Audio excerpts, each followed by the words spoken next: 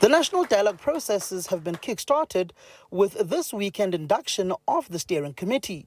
NEDLAC has moved swiftly to dismiss allegations of over 700 million rands being needed to hold the dialogue across the country. There is no 700 million that have been given to manage for purposes of the national dialogue.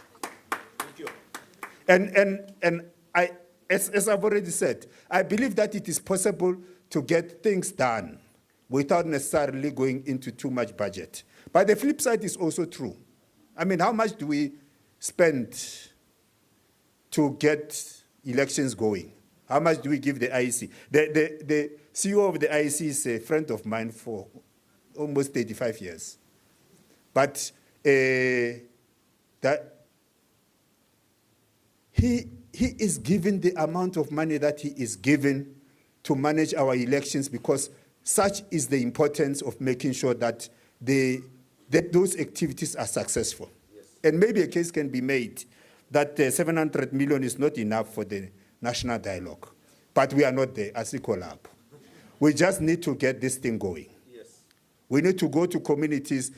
The chairperson of the National Dialogue Eminent Persons Group says the dialogue must not be personalized, as South Africa is sitting on a heap of unfulfilled developmental projects the country was on.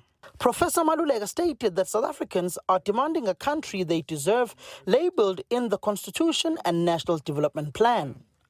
Today, in this place, on this occasion, the citizens-led nature of the national dialogue takes shape and does so concretely.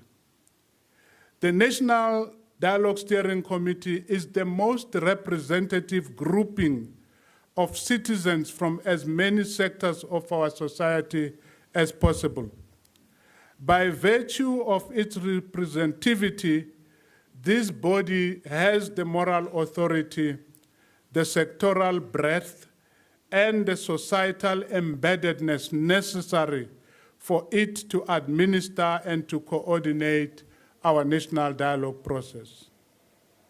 And yet, for the National Dialogue Steering Committee, representativity is never finished and clear.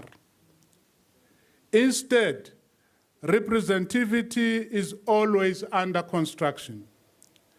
This is because for a body like the Steering Committee and a process as pivotal as the national dialogue, nothing less than the most radical forms of inclusivity will ever suffice. For this reason, there must always be room and space for more sectors and more forms of representation inside of the steering committee. Former President Thabo Mbeki, addressing Umkhonto weSizwe Liberation War veterans, whose foundation was part of those that walked out of the National Convention, says the national dialogue must continue in order to defeat counter-revolution that is operating in the country. For national dialogue must not take place. We've got to make sure it takes place, because we can't allow that the country continues to be dictated to by the counter-revolution. So Ramaphosa applauded the Eminent Persons Group for being part of the focal point of reshaping South Africa to a nation that all shall be prosperous and not just a selective few. Over the next few days, the steering committee will engage on how the national dialogue will be rolled out across the country.